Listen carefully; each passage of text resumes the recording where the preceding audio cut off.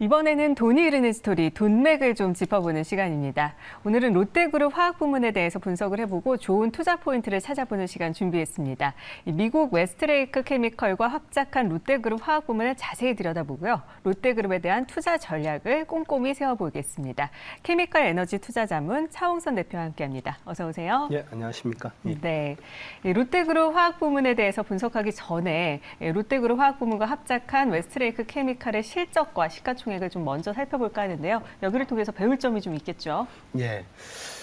그래 들어가기 전에 지금 보면은 이제 중국 관광객들이 몰려온다는 소식이 있지 않습니까? 네. 몰려온다는 소식이 있으면은 원래 보면은 지금 보면은 뭐 화장품이라든지 호텔이라든지 이런 쪽 기업들이 지금 많이 반응하고 있는데 유통까지 이렇게 반응하고 있는데 원래 보면은 이렇게 중국 관련주 최대 수혜자는 또 나중에 보면은 이 소재 기업들입니다.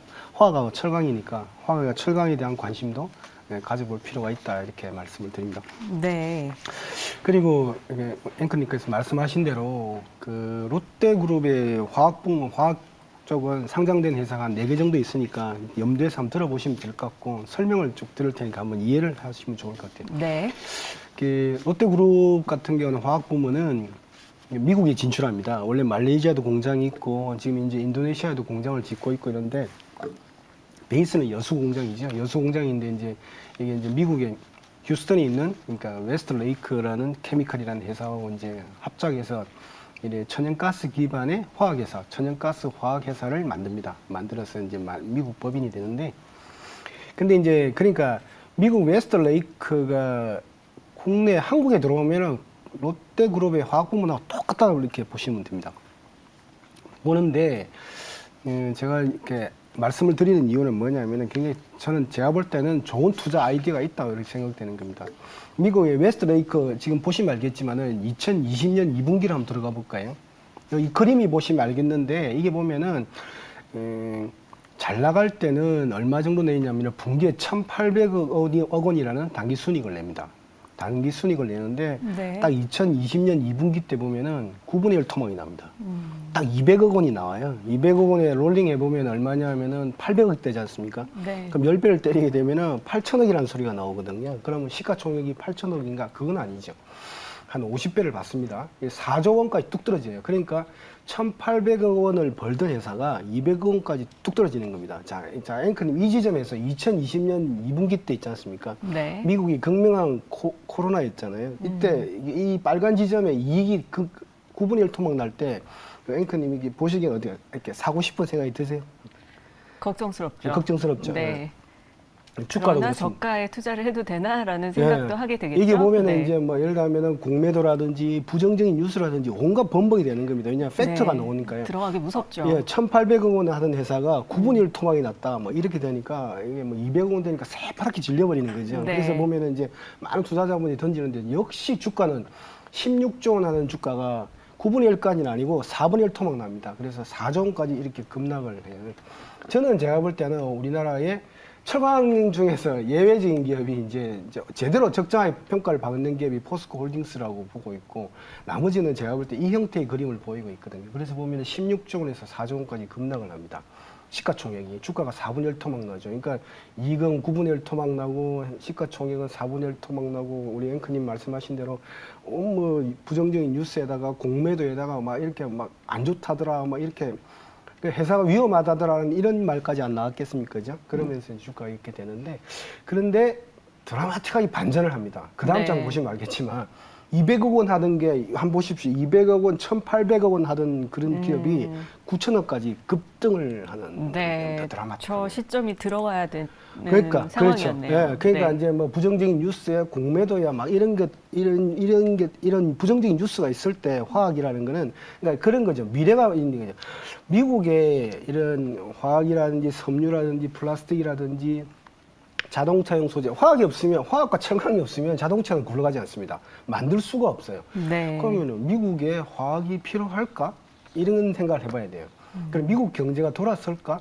근데 파이저라든지 뭐 모더나 백신 받고 돌아섰잖아요. 그러니까 200억 하던 그 단기 순이익이 분기에 9천억까지 급등을 합니다. 45배를 급등을 해요. 그럼 주가를 보면은 4조 하던 기업이요, 이제 20조 원까지 갑니다. 근데 이제 시가총액이 밑에서는 보면 한 40배를 받았잖아요. PER로 기준으로 40배, 50배를 받는데 위로 가면은 만약에 급등을 했을 때는 좀 낮게 받아요. 그러니까 9천억 하면은 뭐 그러면 3조 6천억 나나? 뭐 이런 거죠. 그러면은 뭐 한 30조는 줄 수 있는 거 아니야? 그런데 20조까지 못 가죠. 그러니까 4조 하던 기업이 20조를 가는데 한 5배가 가는데 밑에서는 PER로 많이 받고요. 200억, 분기 200억, 연간 800억 기준으로 받지는 않고 훨씬 많이 받고 이제 위로 가는 거죠. 그러니까 화학이 필요하다 이렇게 본 겁니다. 네. 그래서 5배 갔는데 요약해서 말씀드리면 첫 번째가 저는 우리나라 화학과 포스코 홀딩스를 제외한 철강 기업들의 주가 흐름이 딱 2020년 2분기 요 시점이다. 딱 이렇게 보고 있습니다. 그렇군요. 이 앞서서 분석해본 이 웨스트레이크 케미칼과 합작한 롯데그룹 화학 부문은 최근 실적이 좀 어떻습니까? 원래는 시장에서 보면은 적자에서 흑자는 반전할 걸로 봤었어요. 왜냐니까 근데 이제 그 기본적으로 보시면은 이게 보면은 뭐 한 마이너스 600억대 하던 게 마이너스 한 700억, 70억, 한 800억대로 갔잖아요. 그러니까 적자에서 적자로 갔다 이제 이렇게 보시면 돼요. 근데 적자도 이렇게 큰 폭의 적자가 아니고 작년 3분기, 4분기 때는 큰 폭의 적자였습니다. 근데 네. 이게 뭐 엄청나게 많이 줄였죠. 줄었는데 이제 이게 BP 부분에 있죠. 마이너스 한 1.5% 있으니까 마이너스 원래 BP를 넘어갈 것이다. 적자와 흑자는 이미지, 그러니까 느끼는 면이 틀리거든요. 네. 그래서 흑자로 반전했을 거라고 봤는데 이렇게 들어보면은 4월 달이나 5월 달까지만 해도 초만 해도 이제 흑자로 들어갈 거로 예상을 했었죠. 그런데 이제 지금 이제 적자에서 흑자로 갔는데, 그러니까 소폭 적자다 이렇게 보시면 될 것 같아요. 원래 보면은 정상적으로 하면 얼마 정도 나와야 되냐면은 5조 5천억에 예를 들면은 영업이익이 뭐 예를 들면 뭐 1조 부분까지 나왔습니다. 예를 들면 아까 저기 뭐야 웨스트레이크가 그 매출액 같은 경우가 16조 원거든요. 16조 원인데 여기 보면은 롤링에 보면은 20조 원이 넘어갑니다. 그러면은 이론적으로 그대로 한번 전개를 해보면 1조 원 정도 영업이익이 나올 그 피크 타임 때 그렇게 나왔다 이렇게 됐어야 되는데 이게 지금 이제 적자 상태, 소폭 적자 상태. 그러니까 이제 흑자 반전을 앞두고 있다. 그런데 이제 밑에 보면은 당기 순이익이 좀 적자 폭이 조금 크잖아요. 그거는 네. 뭐냐면은 롯데 정밀하게 들고 있는 솔루스 첨단 소재가 있습니다. 주식 투자를 한 솔루스 첨단 소재. 롯데 에너지 머티리얼즈는 품위 안고 있고 주식 투자를 한 롯데 솔루스 첨단 소재 주가 연동하기 때문에 주가를 그대로 반영하기 때문에 그게 됐기 때문에 제가 볼 때는 그렇게 중요한 팩트는 아니었다. 그래서 영업이익이 그러니까 적자에서 흑자로 갈 줄 알았는데 소폭 적자가 되면서 약간 기대가 좀 약간 이제 실망했다. 뭐 이렇게 보고 있습니다. 네. 실적은 그런데 재무 상태는 어떤가요? 재무 상태 중요합니다. 그러니까 앵커님 말씀하신 대로 재무 상태가 상당히 중요한데 뭐냐면은 네. 지금 현재 예를 들면 포스코 홀딩스를 제외한 화학과 철강 기업들은 어렵습니다. 왜냐니까 예상외로 이머징 시장이 오늘은 뭐 중국의 관광객들이 몰려온다고 지금 막 돼 있는데 네. 저는 이 기조가 유지될 걸로 봐요.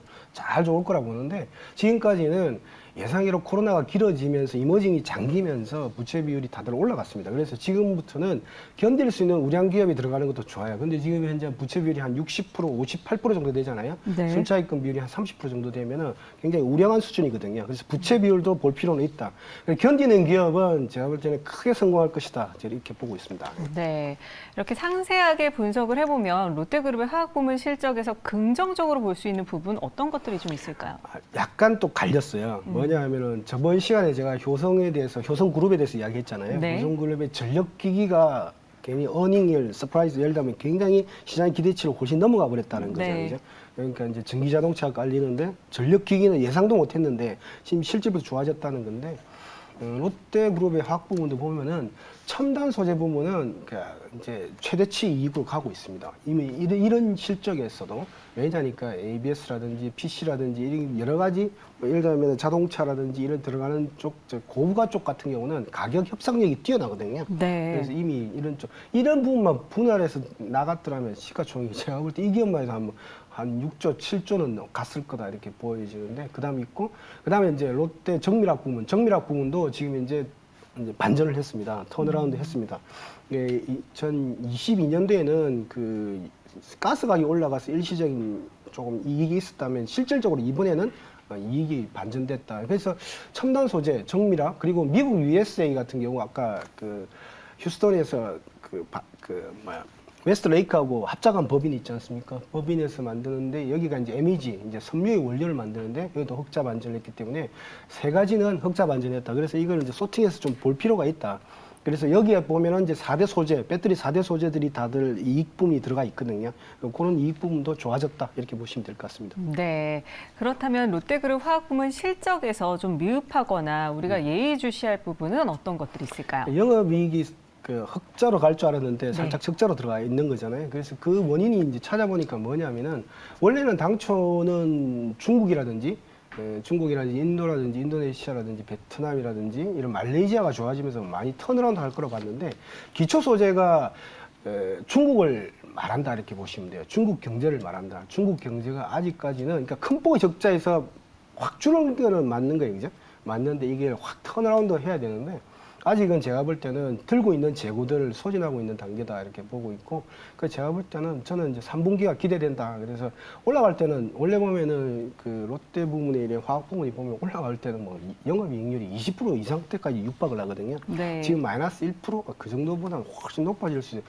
그 웨스트레이크가 이미 전조를 보이고 있잖아요. 그래서 데자뷰가 일어날 것이다 이렇게 저는 그렇게 보고 있습니다. 네. 그리고 두 번째 장은 타이탄인데 타이탄이 뭐냐면은 말레이시아 경기입니다. 말레이시아는 동남아시아 경기를 의미하고 있거든요. 이것도 보면은 아직도 확 돌아설 줄 알았는데 이런 말레이시아 경기 자체도 지금 현재 보면은 아직까지는 이렇게 확 좋아지진 않았다 이렇게 아직까지는 재고 소진 단계인 것 같아요. 제가 근데 지금 보면은 여러 가지 관광 추이라든지 여러 가지 마스크 풀고 돌아다니고 이렇게 막 경제 활동하는 거 보면은 이미 좀 중국이라든지 이런 쪽 동남아 쪽이라든지 이런 경기가 제가 볼 때는 많이 턴어라운드 할 것이다 이렇게 보고 있습니다. 그리고 세 번째는 조금 미흡했던 게 동박입니다. 롯데그룹이 롯데에너지 머티리얼즈를 인수했지 않습니까? 빌진 머티리얼즈를 인수했는데 이게 보면은 여러분들 그 양극재 기업 LNF 아시지 않습니까? 네. LNF가 이번에 좀 실적이 조금 미흡했습니다. 그렇지만 양극재가 계속 성장할 거라는 거에 대해서는 의심을 하지 않으시잖아요. 전기차가 지금 현재 1억 대 중에 뭐 1,000만 대 팔리는데 다음번에 그러니까 시간을 두고 1억 대 중에 5천만 대까지 팔릴 거라고 보기 때문에 근데 이제 양극재나 배터리 같은 경우가 일시적으로 2분기 때 실적이 안 좋은 기업들이 좀 발생을 했는데 똑같습니다. 동박 기업들 뭐 SK 넥실리스도 그렇는데 제가 볼 때는 지금 현재 그것도 일시적으로 유가가 많이 올랐고 두 번째는 이제 러시아 때문에 특수 때문에 조금 끌어당겼던 재고 소진 단계가 있었다 이렇게 보고 있거든요. 그래서 제가 볼 때는 뭐 3분기, 4분기 동박의 성장성은 지속될 것이다 이렇게 보고 있습니다. 네, 지금 롯데그룹 화학부문 기초 소재, 타이탄, 동박 얘기해 주셨는데 결론적으로 롯데그룹 이 화학 부문에 대한 투자 전략 우리가 어떻게 세워보면 좋을까요? 첫 번째는 세 가지가 있어요. 그 투자 계획을 좀 보여주시면 참 좋은데 네. 롯데의 전략은 조금 롯데의 전략은 LG화학의 전략과는 조금 다른 면이 있어요. 뭐냐면은 어떻게 다른가요? LG그룹은 예를 들자면은 생명과학도 있고 여러 가지 좀 많이 하지 않습니까? 많이 네. 하는데 롯데는 석유화학 산업도 강화한다는 계획을 갖고 있어요. 그래서 오히려 보면은 인도네시아 쪽도 있고 이제 그러니까 여수 쪽도 더 강화하는 그런 점이 있습니다. 그래서 보면은 투자 계획 좌측에 보면은 기존 석유화학 사업을 강화하는데 저는 여기도 맞다고 봐요. 전략적으로. 왜냐하니까 고부가로 가는 것도 맞고 예를 들자면은 근데 중요한 거는 뭐냐면 에틸렌 기준으로 내년에 보면은 증설을 하겠다는 데가 보면은 반토막이 나 있습니다. 그러니까 증설 지금 현재는 중국이 자금률이 올라가기 때문에 철강부터 중국 공급의 자금률이 올라가기 때문에 철강 그 생산 능력을 많이 줄이고 있고요. 증설이 적은 거죠. 그래서 포스코홀딩스의 이익이 급격하게 좋아진 거예요. 철강 부분에서. 두 번째는 이제 화학 부분도 이제 줄어듭니다. 그래서 제가 볼 때는 이런 남은 증설을 주는데 본인은 증설하는 거 제가 볼 때 괜찮다고 봐요. 그리고 두 번째는 이제 전기차 소재라든지 이런 쪽에 뭐 동박도 있지만 동박은 롯데에너지 머티리얼즈 스스로 하는 거고 나머지 같은 경우도 4대 소재를 중심으로 투자를 많이 하고 있고 그 다음에 수소입니다. 수소가 보면은 말레이시아에 보면은 수소 생산 프로젝트가 롯데그룹의 화학부문하고 그다음에 포스코홀딩스가 같이 들어갑니다. 말레이시아하고는 사이가 좋다고 보기 때문에 그래서 제가 볼 때는 이런 밸류에이션 측면에서도 제가 볼 때는 뭐 화학부문이 좋아지고 그다음에 여러 가지 성장 산업, 전기차라든지 수소를 하고 있다는 이런 밸류에이션조차도 감안한다면은 제가 볼 때는 정말 긍정적으로 좀 관심 있게 보실 필요가 있다 이렇게 보고 있습니다. 네, 잘 알겠습니다. 자, 오늘 돈이 흐르는 스토리 케미칼 에너지 투자자문 차홍선 대표와 함께했습니다. 오늘 말씀 고맙습니다. 예, 감사합니다.